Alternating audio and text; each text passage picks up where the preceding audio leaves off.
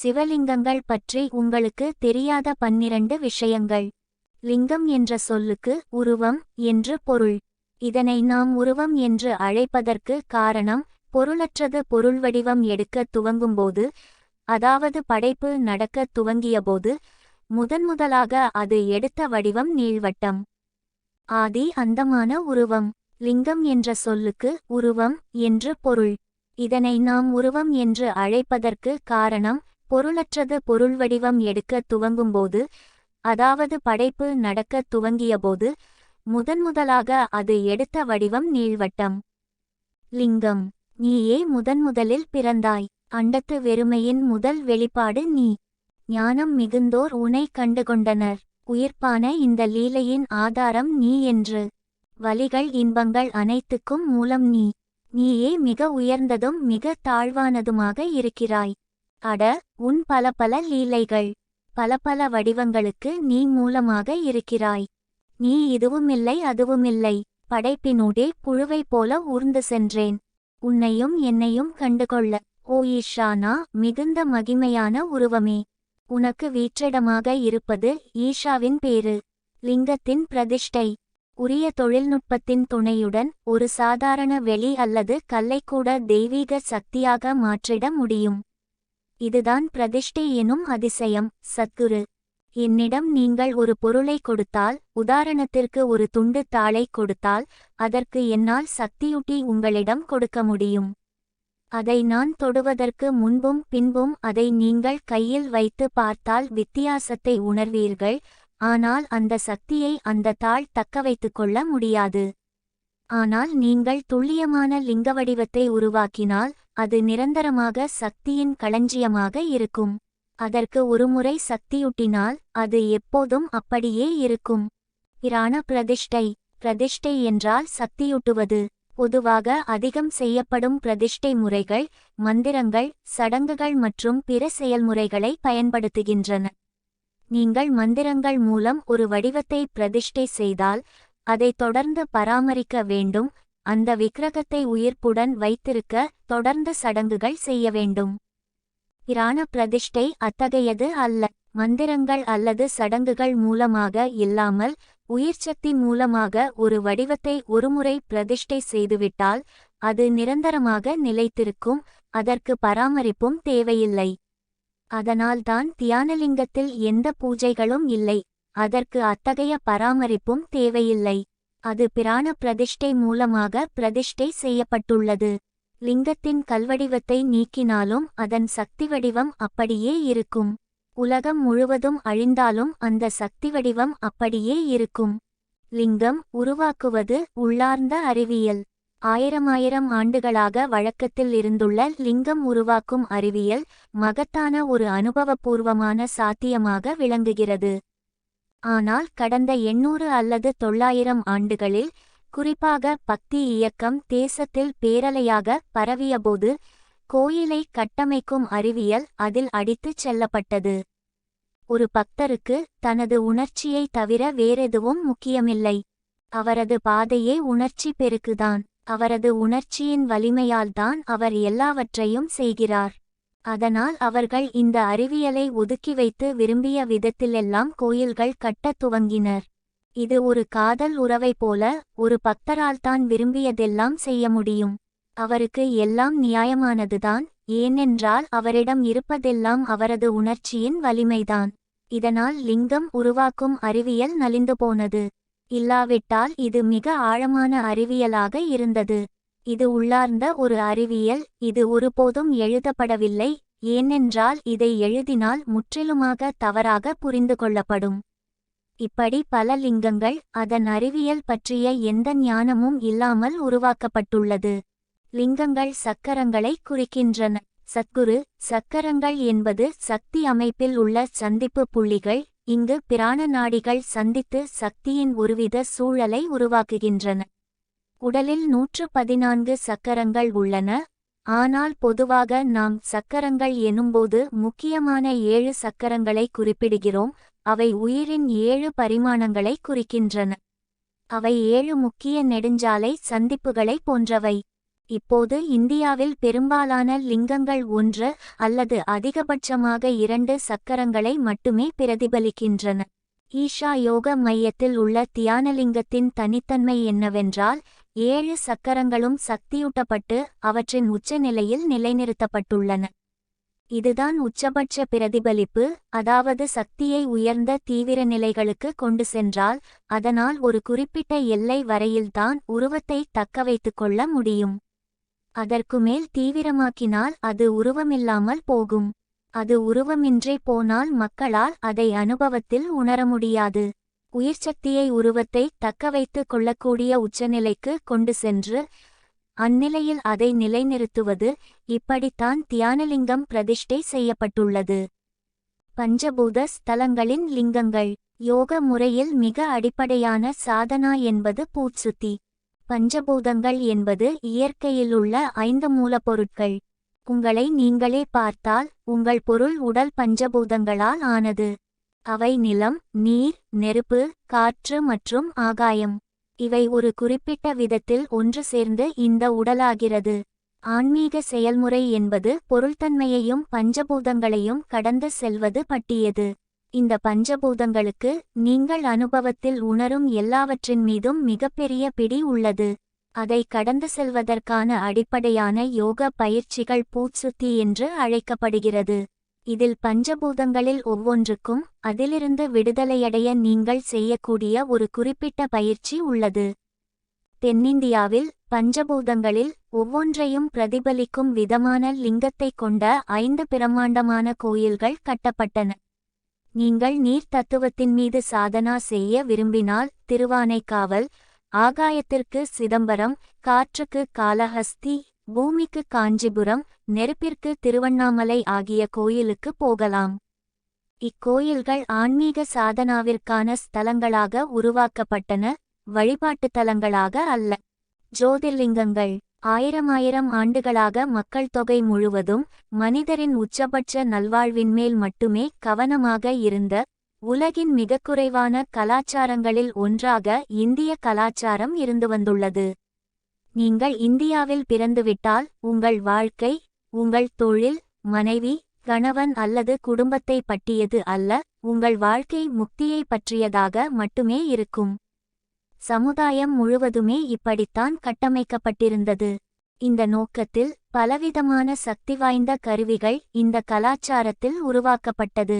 இந்த திசையில் மிகவும் சக்தி வாய்ந்த கருவிகளாக ஜோதிர்லிங்கங்கள் உருவாக்கப்பட்டன. இத்தகைய வடிவங்களின் முன்னிலையில் இருப்பது சக்தி வாய்ந்த அனுபவமாகும். ஜோதிர்லிங்கங்களுக்கு அபாரமான சக்தியுண்டு, ஏனென்றால் அவை வெறும் மனித ஆற்றலோடு நில்லாமல் இயற்கையின் சக்தியையும் பயன்படுத்தி பிரதிஷ்டை செய்யப்பட்டு குறிப்பிட்ட விதமாக உருவாக்கப்பட்டன. வெறும் 12 ஜோதிர்லிங்கங்கள்தான் உள்ளன. அவை புவியியல் ரீதியாகவும் வானியல் ரீதியாகவும் மகத்துவம் வாய்ந்த புள்ளிகளில் இடம்பெற்றுள்ளன. இந்த புள்ளிகள் பிரபஞ்சத்தில் இயற்கையாகவே சில சக்திகளுடன் இருக்கின்றன. நெடுங்காலத்திற்கு முன்பு உயர்ந்த நிலையிலான கிரகிப்பாற்றல் கொண்ட மக்கள் கவனமாக இவ்விடங்களை கணக்கிட்டு வானியல் அசைவுக்கேற்ப இப்புள்ளிகளை தீர்மானித்தனர். இவற்றில் சில ஜோதிர்லிங்கங்கள் இப்போது உயிருடன் இல்லை, ஆனால் அவற்றில் பல ஜோதிர்லிங்கங்கள் இன்றும் சக்தி வாய்ந்த கருவிகளாக இருக்கின்றன. மகாகாலா உச்சபட்ச கால இயந்திரம். சத்குரு ஸ்ரீ வா எனும் சொல்லுக்கு எது இல்லையோ அது, அல்லது பொருள் இல்லாதது என்று அர்த்தம். இந்த இடைக்கோடு முக்கியமானது. பரந்துவிரிந்த பொருள் இல்லாததன் மடியில்தான் படைப்பு நிகழ்ந்திருக்கிறது. அணுவிலும் அண்டத்திலும் 99 விழுக்காடு வெறுமைதான், அதாவது பொருள் இல்லாதது. ஒரே வார்த்தையான காலா காலத்தையும் வெளியையும் குறிப்பதோடு சிவனின் ஒரு உருவமான காலபைரவரையும் குறிக்கிறது.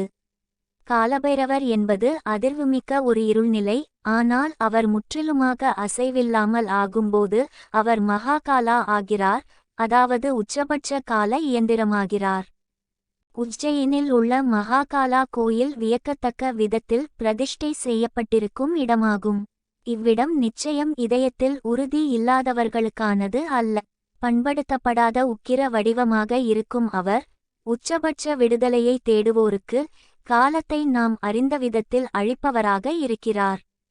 உலகில் எங்குமே ஆன்மீக செயல்முறை என்பது பொருள்தன்மையை கடப்பதை பற்றியதாகத்தான் எப்போதும் இருக்கிறது. ஏனென்றால் உருவம் என்பது சுழற்சிகளுக்கு உட்பட்டு இருக்கிறது. எனவே காலபைரவர் அறியாமையை அழிப்பவராக பார்க்கப்படுகிறார். பிறப்பு மற்றும் இறப்பு, இருப்பது மற்றும் இல்லாதிருப்பது ஆகிய கட்டாயத்தால் நிகழும் சுழற்சிகளை தவிடுபொடியாக்குபவராக இருக்கிறார். உலகெங்குமுள்ள லிங்கங்கள். சத்குரு சிவனை பற்றி ஒரு எல்லையில்லாத பரிமாணமாக அல்லது பொருள்தன்மைக்கு அப்பாற்பட்ட ஒன்றாக பேசாத தன்னையுணர்ந்த ஞானிகள் எவருமே இல்லை. ஒரே வித்தியாசம், அவர்கள் அவர்களுக்குரிய மொழியில் அவர்கள் வாழ்ந்த இடத்திற்குரிய குறியீடுகளுடன் வெளிப்படுத்தியிருப்பார்கள். எனினும் உலகெங்கிலும் மிகவும் முரட்டுத்தனமாக மதத்தை பரப்பும் வழக்கங்களால் கடந்த 1500 ஆண்டுகளில் தொன்மையான மெசொப்பொட்டாமியா நாகரிகம், மத்திய ஆசிய நாகரிகங்கள், வட ஆப்பிரிக்க நாகரிகங்கள் என்று கடந்த காலத்தின் மகத்தான கலாச்சாரங்களில் பெரும்பான்மையானவை அழிந்துவிட்டன. எனவே இது இப்போது அந்த அளவு தெரிவதில்லை. ஆனால் சரித்திரத்தில் நீங்கள் சற்று ஆழமாக பார்த்தால் இது எங்கும் இருந்துள்ளது. எனவே ஏதோவொரு விதத்தில் மறைஞானத்தின் அறிவியல் ஒவ்வொரு கலாச்சாரத்திலும் இருந்தது. ஆனால் கடந்த 1500 ஆண்டுகளில் உலகின் மற்ற பகுதிகளில் பெரும்பாலும் தொலைந்துவிட்டது. பல்வேறு பொருட்களாலான லிங்கங்கள். இயற்கையாக உருவாகும் லிங்கங்கள் சுயம்பு லிங்கங்கள் என அழைக்கப்படுகின்றன. வடக்கிலுள்ள ஜம்மு மாநிலத்திலுள்ள அமர்நாத்தில் ஒரு குகை உள்ளது. குகையின் கூரையிலிருந்து சொட்டும் சுண்ணாம்பு உப்புகள் கலந்த நீரால் இந்த லிங்கம் இயற்கையாக உருவாகியுள்ளது. குகையின் கூரையிலிருந்து மெதுவாக நீர்த்துளிகள் விழுந்து பனியாக உறையும் காட்சி பார்ப்பதற்கு மாயாஜாலத்தைப் போல தெரியும்.